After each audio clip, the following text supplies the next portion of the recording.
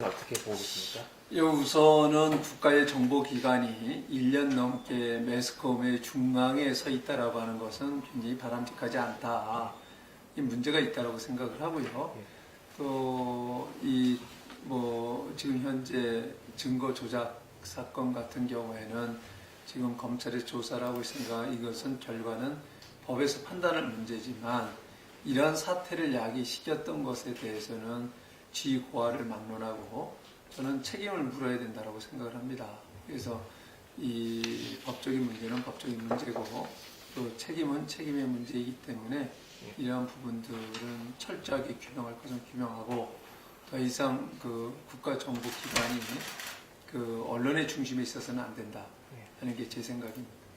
또 그러니까 이 지금 법적인 쟁점이 일어나고 있잖아요. 이런 부분이 정리가 되고 결과가 발표된 다음에는 그것에 대한 응당한 책임을 물어야 된다는 게 제 입장입니다. 그러면 그냥 검찰에서 나온 거 보고 나서 좀 책임을 묻자는 이거 뭐 지금 진행이 되고 있는 사안들이니까. 네.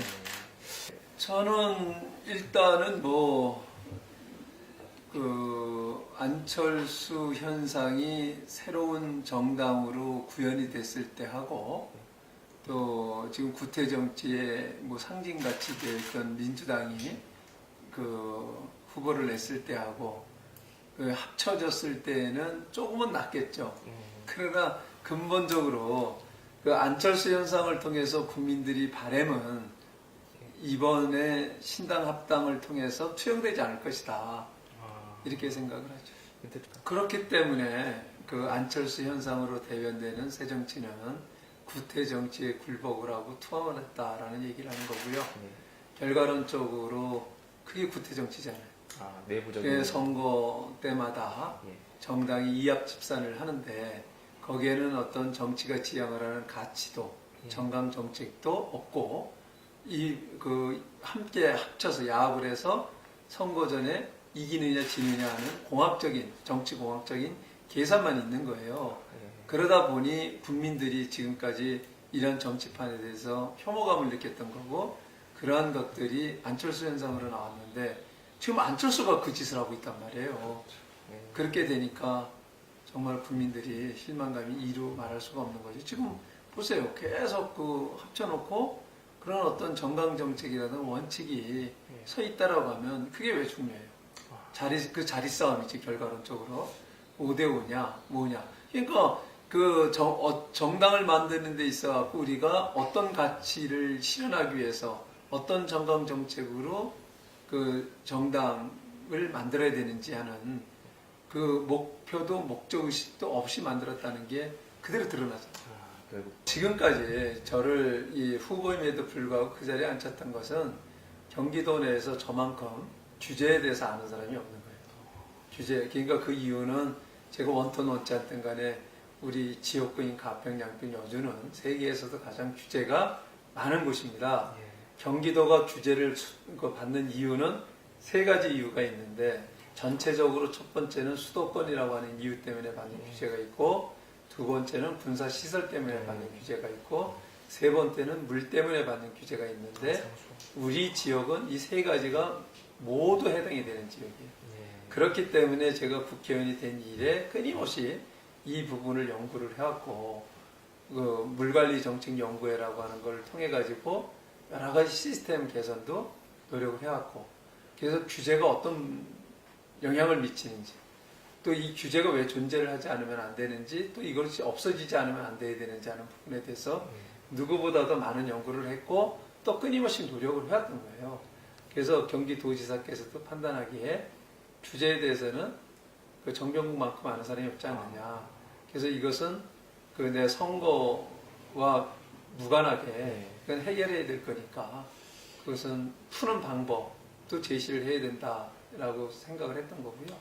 그리고 당에서도 역시 마찬가지로 제가 행정부에 있을 때 장관으로 있을 때에 관료들의 행태라든가 중앙정부 행태를 통해서 보면 대통령의 의지를 관료들한테만 맡겨놔서는 안 된다 하는 문제 제기를 했고 그래서 규제개혁 특위를 만들자라고 해서 지금 무슨 개혁 특위인가를 새로 만들었잖아요. 당에서.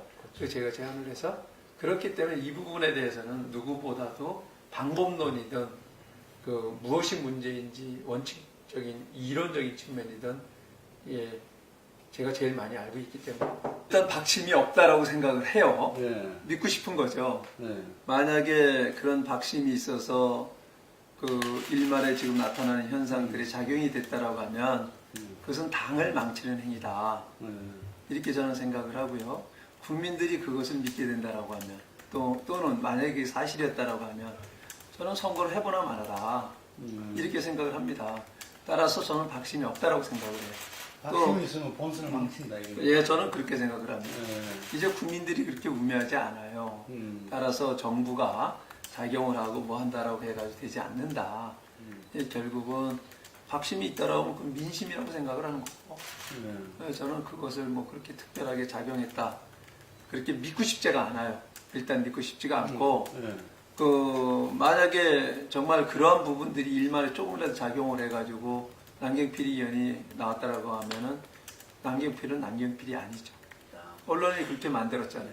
예. 그런 게 만들었어요. 처음에 예. 이게 라인이 형성되기 이전에는 예. 그 남경필 의원도 그렇게 높지 않았잖아요. 예. 이제 그 당시에 보면 대략 초반에 나오는 걸 보면은 지역의 인구 비례 어느 지역이냐에 따라서 그 비례 정도로 나오더라고요. 아, 자기들이. 네, 자기 주에 속한 지역, 네. 그러니까 수원 출신이냐, 부천 출신이냐, 평택 출신이냐, 고양 출신이냐, 양평, 가평, 여주 출신이냐에 따라서 그거에 따라서 비례로 거의 나오는데 원인들은 인구수가 제일 적으니까. 제일 좁죠. 그런데 그게 어느 시점에서 이제 쭉 언론에서 계속 나오느냐 안 나오느냐 이런 식의 하면서 이 이름이 다 알려진 거죠. 이름이 인지도가. 그러면서 이제 그 결정적인 순간에 이제 출마를 하게 되니까 그게 이제 지금 현재 그 현상을 밴드웨건 현상을 받고 있다라고 저는 봐요. 예. 그래서 이게 저는 본격적으로 선거전이 돌입을 하고 그리고 토론을 하게 되고 또 순회를 하면서 토론회를 하기로 했으니까 이런 것들이 전개가 되면 유권자들이 좀 판단한다고 봐요. 심지어는 정병국이가 출마했는지 안 했는지 모르는 사람이 태반이거든요, 지금. 뭐 이제 의견을 묻게끔 돼 있죠. 예. 그런데 이제 투표는 마지막 날 하는 거 이렇게 돼 이게 있죠. 아니요, 그것도 확정이 아직 안 됐고요. 네. 그 지금 현재 저하고 김영선 의원은 순회 토론 후 마지막 날 원샷으로 투표를 하자는 거고, 예. 또 원유철 의원은 순회 경선을 그냥 하자는 얘기고, 남경필 의원은 당에서 결정을 따르겠다는 입장이고요. 그렇기 때문에 그런데 이제 물리적으로 그 순회를 하면서 여론조사 같이 하고 선거인단 구성하고 이게 쉽지가 않대요. 동원하고 하는 그러니까 이제 그분들이 나오게끔 하고 하는 그 부분이 그렇기 때문에 원샷을 할 수 있지 않겠냐, 할 수밖에 없지 않느냐 이런 얘기들이 오가는데 아직 확정된 건 없어요. 처음에 초기에 그렇게 나왔다가 가평, 안평 네. 인구수가 작다. 그렇죠. 이제 그래서 막 끌어 올라가다가 네. 그래서 이제 거의 이제 그 제가 이제 남경필이 나오기 전에는 남경필 의원이 나오기 전에는 그 선두를 쳤죠. 아주 근소한 차이지만 예. 그러던 중에 이제 남 의원이 나오면서 남 의원하고 저하고는 또 겹치는 부분이 많잖아요. 예. 그러다 보니까 다시 출렁했는데 예. 다시 이제 회복했어요 요즘에. 아, 해보겠습니다. 네, 네, 회복해가지고 예. 남경필 의원은 아직 내가 못 쫓아붙었지만은 네. 다시 이권으로 해가지고 가고 있습니다. 뭐 자신하죠. 이제 결국은 경기 도민들이나 당원들이 그 1250만 경기도를 이끌어가는 데 있어 갖고 누가 더 준비가 돼 있느냐 그리고 또 본선에서 누가 경쟁력이 있느냐 이것을 아마 볼 거예요. 네. 저는 뭐 여야 모든 후보 중에서 청문회를 거친 후보는 저밖에 없어요. 아, 예. 예, 예. 예? 김진표는 청문회를 안 했어요 그때는. 예, 청문회를 안 했고 그래서 이 청문회를 거친 의원은 저밖에 없기 때문에 이미 저는 이제 검증이 된 후보고 그러고 또 실질적으로 경기도 도정을 끌어가는데 그 지금 제일 큰 광역단체잖아요. 네. 간단치 않은 이 경기도를 이끌어가는데 그냥 어떤 바람만 가지고 들어와서 도지사가 될 수 있는 건 아닌 거거든요. 그렇기 때문에 도민들이 누가 더 제대로 준비가 돼 있느냐 하는 것을 보고 판단을 할 거라고 보고요. 지금도 뭐 이게 이제 안 알려져서 그런 거지. 저를 만난 사람들 여론조사 결과들을 보면 그 호감도 비호감도를 보면 뭐 호감도는 제가 제일 높게 나오니까 저는 그런 부분들에서 자신을 하죠. 그러니까 본선 경쟁력에서도 이미 검증된 사람이 나가야 된다. 우리가 지난 선거들을 보면 나경원 의원 때도 그랬고 그런 마타도에 그냥 나가 떨어졌잖아요. 네, 사실관계가 아닌데도 불구하고 그렇기 때문에 그런 부분에서 철저하게 검증된 사람이 그리고 마타도 할 수가 없잖아요. 이미 검증이 됐으니까. 그런데 그러지 않은 사람들은 그러한 마타도를 당할 수가 있다. 그래서 본선에서 결국은 이길 수 있는 후보를 찾을 것이다. 저는 그렇게 생각을 해요. 포인트는 이겁니다. 경기도민들에게 물어보면 가장 시급한 현안이 뭐냐라고 물어보면은 교통 문제 얘기를 하고, 두 번째는 일자리 얘기하고, 세 번째는 교육 문제 얘기하고, 네 번째는 문화 문제 얘기를 해요. 그런데 첫 번째 이 문제는 이 세 가지 때문에 야기가 되는 거예요. 일자리, 교육, 문화 때문에. 이게 이제 경기도가 양적 팽창은 이루어졌지만 내적으로 이게 갖춰져 있지는 않은 거죠. 그 이유는 뭐냐? 모든 게 서울 중심에 의해서 서울의 필요에 의해서 집이 필요할 때 아파트를 지었고 공장이 필요할 때 공단을 만들었던 거예요. 그러다 보니까 양적인 팽창은 이루어졌는데 정작 경기도민들이 원하는 일자리도 없었고 교육시설도 제대로 안 돼 있었고 문화 인프라도 제대로 안 갖춰 있고 이걸 찾아서 서울로 오는 거예요. 그러다 보니 하루에 125만 명이 서울로 출퇴근을 하게 됩니다. 그러니 그 10%가 움직이는 거예요. 근데 그 사람들의 삶의 질이 좋아질 수는 없죠. 2-3시간을 거리에다 뿌리니. 그것은 그 사람의 삶의 질의 문제뿐만 아니라 국가 경쟁력에도 문제가 있는 거죠. 이 문제를 어떻게 해결하느냐 하는 게 가장 시급한 거예요. 근데 지금 뭐 야당 후보는 그것을 돈의 문제를 갖고 접근을 하는데 무상이냐 유상이냐 이런 부분 중요한 게 아닌 거예요. 돈이 있으면 뭐 저기 반값으로 할 수도 내릴 수도 있고 안 받을 수도 있는 거예요. 돈이 문제지. 그런데 문제는 그게 아니고 경기도민들이 진정으로 원하는 건 뭐냐면은 얼마만큼 그 시간을 단축해 주느냐 하는 거예요. 지금 평균 시간이 67분 걸립니다. 경기도민들이 출퇴근을 하는데 걸리는 시간이. 그는 경기도 전체에서 서울만 왔다 갔다 하는 데는 2-3시간이 걸리고 그 시간을 얼마만큼 단축해 주느냐 하는 게 포인트죠. 그럼 누가 어떻게 할 거냐. 그래서 제가 제안을 한 것은 제가 쭉 다니면서 현장을 다니면서 만나보니 그것은 지자체에다가 맡겨놔서는 안 되는 거예요. 지금 수도권의 인구의 반 이상이 여기 있지 않습니까? 서울, 인천, 경기가. 근데 이 사람들이 다 서울을 향해서 출퇴근을 한단 말이에요. 경기도만 125만 명이 출퇴근을 하는 거예요. 그런데 이 경계선을 넘나들 때마다 교통 시스템상에서 또는 도시철도와 지역 경전철과의 연계하는 데 있어가지고 마찰이 생겨가지고 그것을 제대로 연계가 지금 안 되고 있어요. 대표적으로 용인 경전철이 저렇게 그 골치통으로 전락한 이유는 다른 노선과 연계가 안 돼 있는 거예요. 그걸 누가 타겠어요? 더 불편하죠. 그러니까 이런 부분들을 통합적으로 관리하고 조절해주고 조정해주는 시스템이 필요하다. 그래서 그건 지자체에다 지금 다 맡겨져 있는데 그것을 이제 중앙정부가 해야 된다고 저는 생각하는 거예요. 그래서 수도권 광역교통청을 만들어야 된다. 그렇게 해야지만 국가 경쟁력도 살아나고 지역 주민들의 삶의 질도 향상이 된다. 그래서 제가 내건 캐치프레이즈가 제가 도지사가 되면 경기도민 여러분들에게 1시간 더 행복한 경기도를 만들어 드리겠다는 거예요. 그래서 그 시간을 단축해, 출퇴근 시간을 단축해서 그 단축하는 것은 시스템을 바꿔서 단축하는 것도 있지만 근본적으로 우리 경기도민들이 필요로 하는 제대로 된 일자리와 교육환경, 문화 인프라를 우리 경기도에 구축을 해서 더 이상 서울로 일자리를 찾아서 출퇴근하지 않게끔 만들겠다는 거죠. 그러니까 그거에 대한 구체적인 대안을 제가 제시를 한 거죠. 그래서 그 대안 제시가 그 경기도를 3개권역으로 나눠서 K밸리, K팝밸리, K아트밸리로 이렇게 나눠서 문화 접목을 하고 우리 젊은이들이 원하는 일자리, 고부가 가치의 지식산업, R&D 산업, 또 문화 콘텐츠 산업, 또 문화 관광 서비스 산업 쪽으로 접목을 해서 이런 일자리를 만들어내겠다. 아주 구체적으로 데이터도 제가 갖고 있어요. 지금 시간이 없어서 다 말씀을 못 드리지만은. 그래서 어떻게 만들어내겠다라고 하는 게 제 생각이고, 매년 20만 개의 그러한 일자리를 만들어내게 되면 매년 교통난을 6분의 1씩 줄여갈 수가 있는 거죠. 그렇지 않겠어요? 교통량이 줄어드니까 출퇴근을 시키는. 뿐만 아니라 근본적으로 그렇죠. 해결하는 근본적인 문제까지 전 제시를 하고 있다. 이런 거에 대한 답을 갖고 있는 사람은 없는 거죠. 다 얘기를 하니까 뭐 엉뚱하게 무상 뭐 버스 얘기가 나오고 있고. 그거 우리 도민들이 원하는 게 아니에요. 돈의 문제가 아니라 시간의 문제인 거지. 그래서 지금 현재 평균 67분 가는 거를 37분까지 줄여달라는 거예요. 예. 그렇게 되면은 2-3시간을 거리에다 뿌리던 걸 1시간 더 되돌려 드리니까 가족과 함께 또는 자기 개발을 위해서 취미생활을 위해서 행복해지는 거죠. 본인들 그거는 또 이야기 들으면 소용하겠습니다. 그리고 또 이거는 경기도만의 문제가 아니라 대한민국의 경쟁력인 거예요. 박근혜 대통령이 말씀하신 474를 달성하기 위해서 4%의 경제성장률, 70% 고용, 그래서 4만 불시대를 열기 위해서도 경기도가 이렇게 바뀌어야 되는 거죠.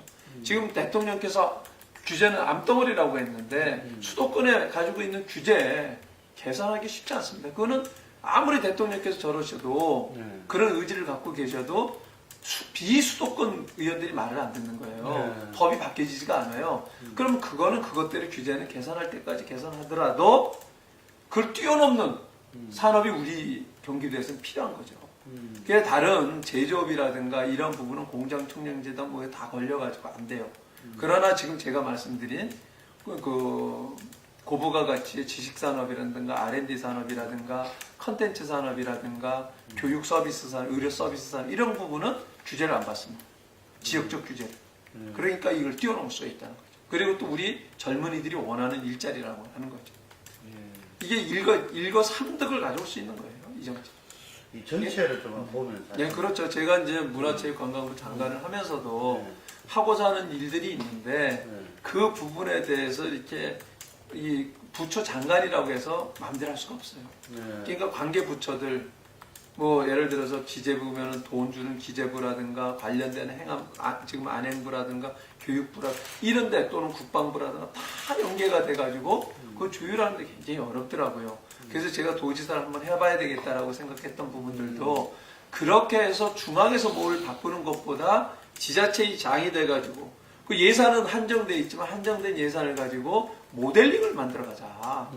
그래가지고 그게 잘 되면 다른 지자체들도 따라올 거고 그럼 국가도 따라오게 될 수밖에 없다. 그거를 내가 한번 해보자는 건데 그래서 제가 도지사를 해보겠다라고 준비를 했던 겁니다.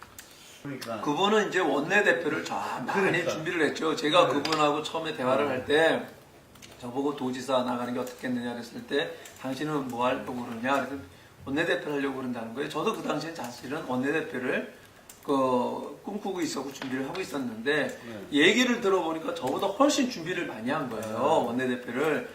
그 준비 많이 한 당신이라는 게 맞다. 그래서 저는 원내대표 그 당시에 포기를 했던 거고 도지사는 생각이 없었기 때문에 그때까지만 해도 생각을 안 했어요. 그러다가 그 뒤에 또 다른 몇 번의 그런 과정을 밟고 또 김문수 도지사까지 말씀이 있으시고 그래서 그 다음부터 준비를 하기 시작을 했고 그러면서 그동안 제가 장관을 하면서 또 문화체육관광방송통신위원회에서 일을 하면서 제가 느끼고 해보고 싶었던 분들을 경기 도정에 다 접목을 시키면서 이런 저의 정책들이 나오게 된 거죠. 차용하는 거죠. 그러니까. 그렇게 해가지고 경기 도정을 끌어갈 수는 없잖아요. 내가 얼마만큼 어떤 의지를 가지고 어떤 연구를 가지고 하느냐가 중요한 거지. 지금 뭐 그런 생각을 안 갖고 있는 사람들이 어디 있겠어요. 그러나 역대 그 도지사든 시장이든 이런 사람들이 그게 잘 안 됐잖아요. 그런데 어떤 사람이 시장이냐 도지사에 따라서 상황이 바뀌어져 있잖아요. 그거는 이 일을 서포트하는 사람들은 다 공무원들 똑같은 사람들이에요. 그런데 지도자가 누가 오느냐에 따라서 상황은 바뀌는 거거든요. 그렇기 때문에 그냥 그렇게 단순하게 차용하고 뭐 한가하게 그렇게 얘기할 부분은 아니다. 저는 그렇게 생각을 해요. 이건 정치는 아니에요. 정치하고는 틀리는 거예요.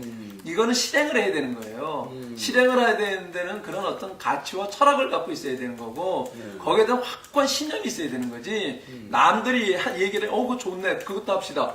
저것도 이렇게 하고 될 부분은 아니라는 거죠. 그 재정 문제도 그게 이제 경기도만의 문제는 아닌 거예요. 서울시나 인천시는 더 심각하죠. 근데 그동안 경기도가 그 충격이 더 크게 나타난 것은 이런 거예요.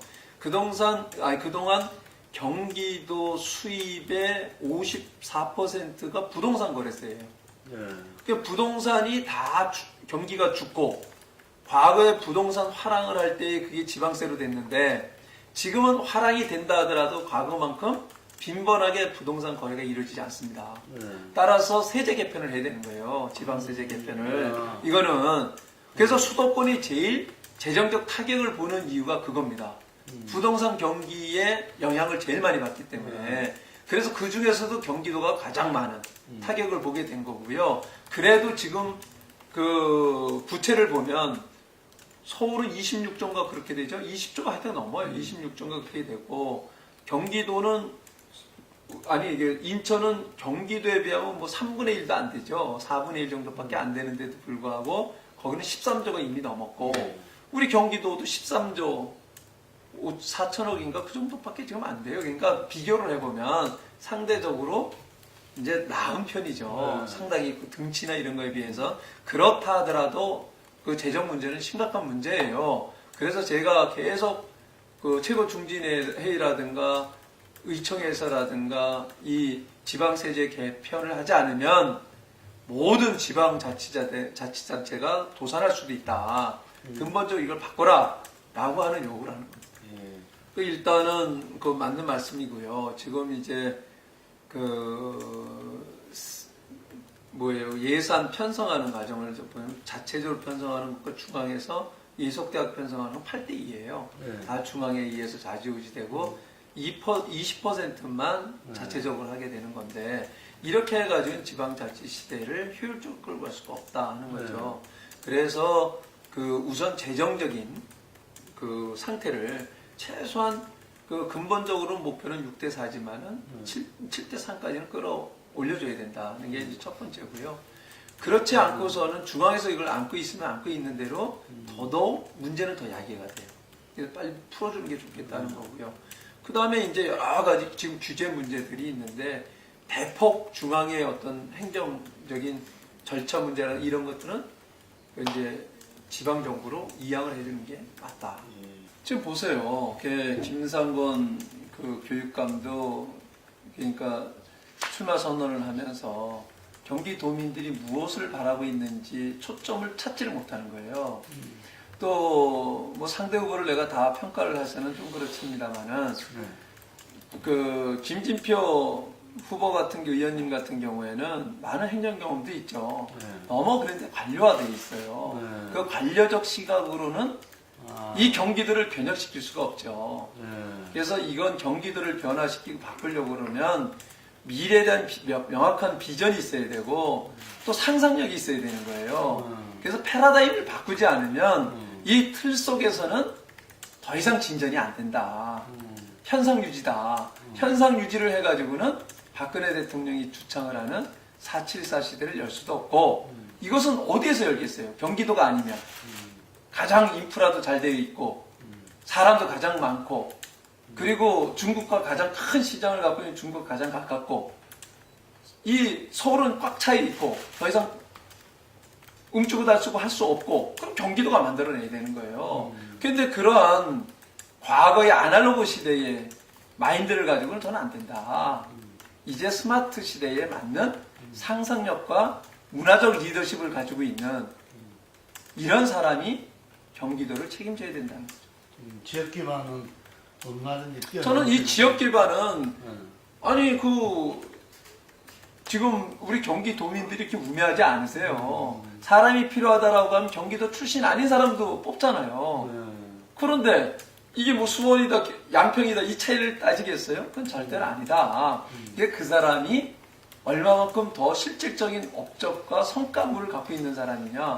저는 대표적으로 가장 변방이라고 했던 가평, 양평을 가장 인구가 계속 줄어들던 데를 인구를 느는 지역으로 만들었고 모든 대한민국 사람한테 가서 살고 싶은 지역으로 만든 사람이에요.